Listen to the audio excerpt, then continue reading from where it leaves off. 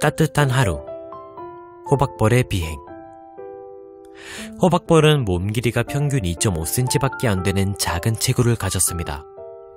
그런 호박벌은 꿀을 모으기 위해 1초에 250번 날갯짓을 해서 하루 평균 200km 이상 되는 먼 거리를 쉴 새 없이 날아다니는 곤충입니다. 체구와 비교하면 천문학적 거리를 날아다니는 셈입니다.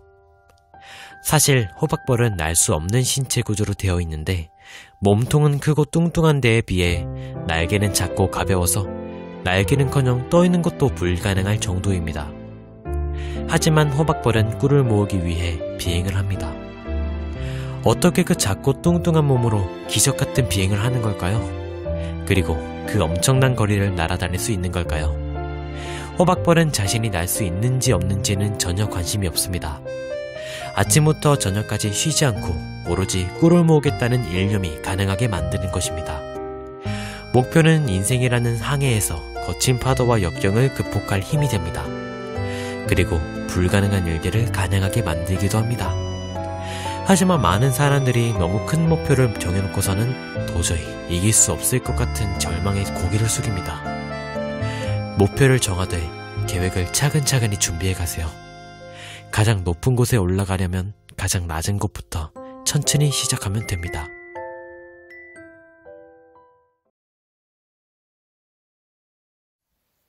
따뜻한 하루, 밤의 꾀꼬리. 나이팅게일이란 새는 밤에 노래하는 모습 때문에 밤의 꾀꼬리라는 별명을 가질 정도로 유명합니다. 사실 이 새는 밤낮 가리지 않고 지적이지만 낮에는 다른 새들의 노래에 묻혀 특별히 구별되지 않습니다.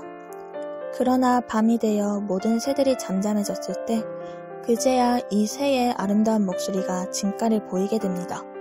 정적이 흐르는 밤에 울려 퍼지는 나이팅게일의 아름다운 울음소리는 더욱 아름답게 느껴집니다.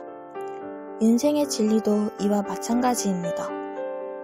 누구나 절박할 때 열정을 쏟지만 시간이 지나면 잠잠해집니다. 반면 끝까지 인내하며 노력한 사람은 비로소 그 빛을 발하게 돼 적재의 때를 만나게 됩니다. 따뜻한 하루. 어떤 사람이 되고 싶은가? 어느 한 학교에서 담임 선생님이 반 아이들에게 이렇게 물었습니다.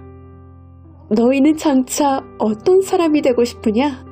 이 물음에 아이들은 대답했습니다. 위대한 학자가 되겠습니다. 세계적인 갑부가 되겠습니다. 훌륭한 정치가가 되겠습니다. 등 각자의 생각을 대답했습니다. 이때 한 명의 아이가 이렇게 대답했습니다. 저는 사람다운 사람이 되고 싶습니다.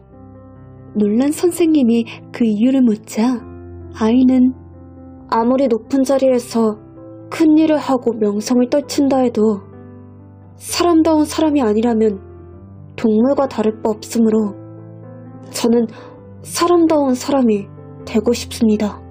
라고 말했습니다.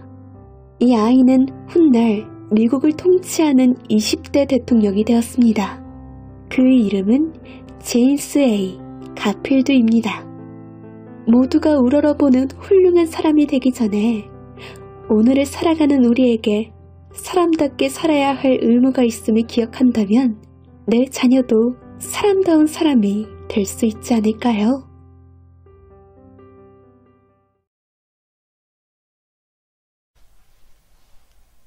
따뜻한 하루. 또 다른 이름의 친구. 사회생활 중 인간관계를 맺다 보면 적과 동료도 구분될 때가 있습니다.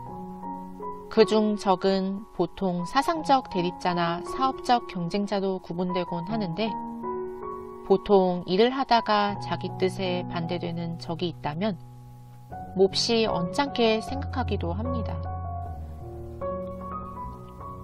그런데 친구는 내 잘못이 있더라도 혹여나 마음과 관계가 상할까 충고하기를 주저할 때가 있습니다. 그 결과 주변에 친구만 있고 적이 없다면 긴장이 풀리고 말 것입니다. 그 때문에 적은 대립하고 불편한 존재가 아니라 평범한 일상에서 저지를 수 있는 과오를 예방하고 본인을 성장시킬 수 있는 또 다른 이름의 친구입니다. 적의 또 다른 이름 라이벌. 성숙한 라이벌 의식은 성공의 에너지이자 실패했을 때 다시 일어서게 하는 원동력입니다. 성숙한 라이벌이 되기 위한 조건은 두 가지입니다. 첫째, 열등감과 패배감에 휩싸여 상대를 시기하지 않는 것. 둘째, 그러기 위해 무엇보다 자신을 아는 것.